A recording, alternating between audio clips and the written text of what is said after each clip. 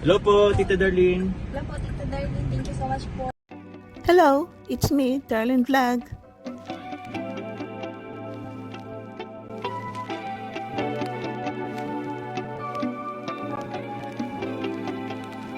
Hello mga Kalingap, mga ka-Love Teens, mga ka-Chungkar, dito sa Team Kalingap, kumusta na po kayo? Kahapon, ang mga issue nung isang araw is ito mga ex, mga GF, mga holding hands, mga yakap, hindi matapos-tapos. Nako, kanina umaga mga Kalingap Chungkar, pagising ko alas 6, may nakita akong usap-usapan na fake account daw. Kaya ang ginawa ko, sinerch ko, yung kanina lumabas ang Jumar Jacob, tapos yun, sa baba, may isang Jumar Jacob, nakapareho ng pangalan ni Jumar, pero tatlo lang ang kanyang friends. Ang ginawa ko, tiningnan ko. So, alam nyo ba, nung makita ko siya, ang nakita ko dun sa baba na pagkagawa is, yung profile picture niya is 8 hours ago. So, baka ginawa kagabi kasi 8 hours ago yung profile pic niya. So, bago. Sabi ko, talagang fake. Kasi alam nyo po, wala namang reason na si Jumar is gagawa ng other account dahil active naman ang kanyang account. Ang reason minsan, gumagawa tayo ng account pag na-restrict, na-disable. Katulad ko yung original account ko na 2011 at 2009 na-disabled. So, 2000, na wala siya 2000, kasagsagan ng pandemic 2019, doon siya na-disabled. So, talagang ang lungkot-lungkot ko po. Kasi yun nga, kasagsagan ng pandemic, na-disabled. Tapos yun nga, i-process ko. Sabi, after 1 year daw.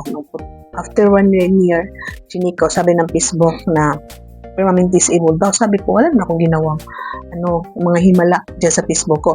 So baka sabi ko may nakahack, tapos ginalaw-galaw-galaw, kaya na-report o ano ba. Eh, very careful na ako sa akin password ngayon. Ang password ko talaga is mahirap talaga magaya. So yun nga makalingap, no? Kaya kanina ginawa ko ay screenshot that account ni Jumar, then yung fake na pinost ko sa Darlene Vlog na Facebook. Sabi ko, please, huwag i-follow, huwag ninyong i-follow, i-report, tapos i-block. Nakakatawa kasi itong fake account na to, ang ginawa niya, no? Kasi kumalat-kalat din ang ginawa niya. Kasi may tatlo siyang friends diyan sa Facebook. Gumawa ata siya ng maraming account, ginawa niyang friends. Tapos nung magawa niyang friends, nakita niyo yan, ipakita natin na yung fake account na Jumar Jacob na tatlong kaibigan, parang online, green. Ipapakita ko yung screenshots, hindi nakakita. Tapos siguro pinag-usap-usap niya. Tapos na may picture yun, ata yung friends niya na ginawa niyang friends lang, or baka may iba siyang friends, or baka inedit niya, no? Pinagdugtong-dugtong niya, scrap niya yung comment at saka yung picture. Nag-comment siya ng beautiful. Ginawa niya, nag-comment siya doon sa picture na cute-cute naman, so pretty, pero puto ng mukha. Meaning, ito siya, gumawa siya ng account, tapos mag-comment para papag-usapin ang account.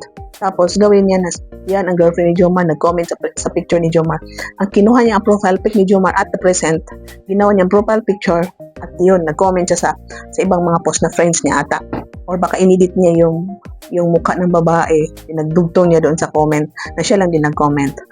Ako, grabe no? So, nakakapagtataka ngayong alas 2 ng hapon, sabi ko, re-reaction ko kasi marami na reaction, nag-live na si Jomar, may mga kasama natin na reactor nag-reaction, may nag-post, sabi ko, mag-reaction din ako, magbibigay rin ako ng aking idea kasi kanina, sabi ko, may na-upload na ako, so pangit na magsabay, kailangan may alternate siya ng 2 to 3 hours bago ako mag-upload, kaya sabi ko, mag-content din ako.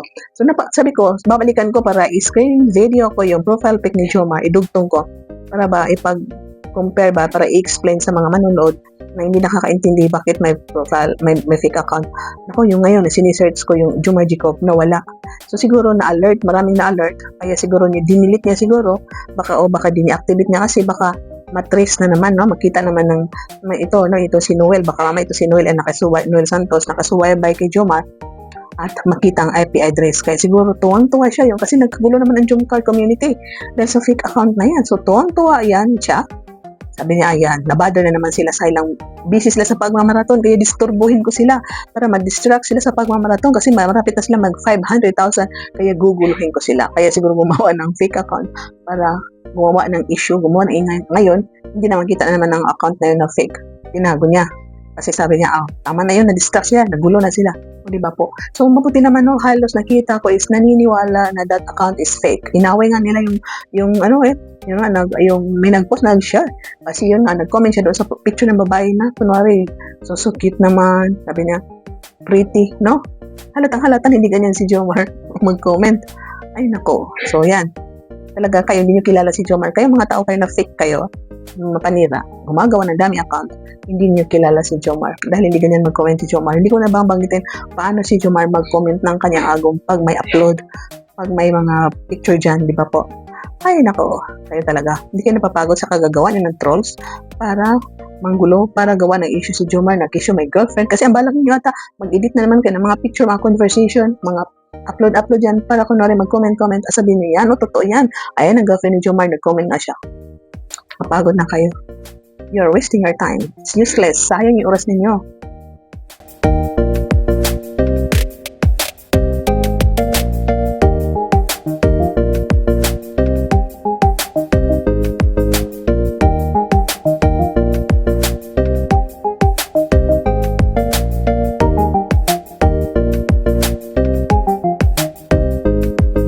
Kalingap mga ka-Jomcar, kung may nakita kayo na fake account, kahit sino, no?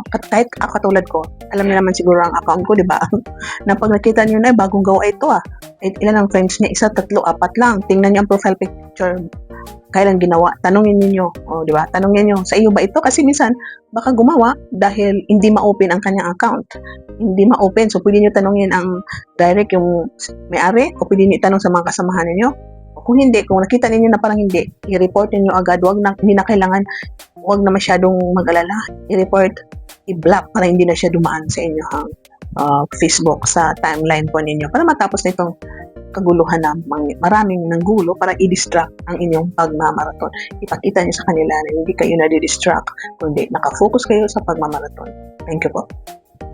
So pala, mayroon ako ikukwento. Last year, mayroong, di ba ito, Kuya Jomar, yung account ni Jomar sa page niya, Kuya Jomar.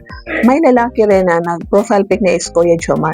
Pero kung tingnan niyo yung profile, ang mga video niya is nagluluto. Meron siya tinda-tinda. Pero ang pangalan niya is Kuya Jomar. Ang picture niya is hindi si Jomar natin. Inaway siya.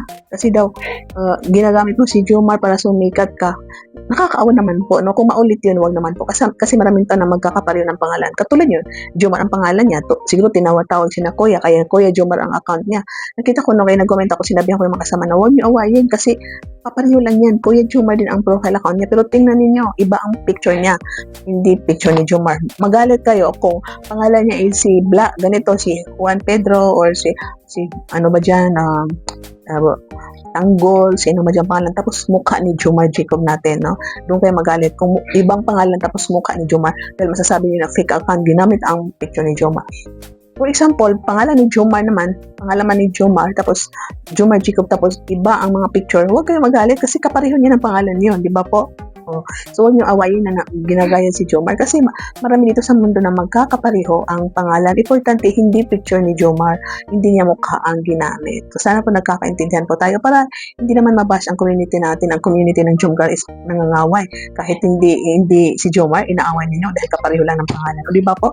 So, thank you po, no? Shoutout sa inyo lahat. Sana nagustuhan niyo ating video for today. Paki-subscribe, paki-like, at don't skip ads. Shoutout sa lahat na kasamahan natin dito sa Jomcar, sa Team Kalingap, Kuya Val, Ate Edna Vlogs Kalingap. Shoutout po sa inyo lahat. Tuloy-tuloy lang po ang pagmamaraton ng Serene Love. Paki-subscribe din si Jomar at si Carla Tapilar. Thank you and see you in my next reaction video. Bye for now and God bless.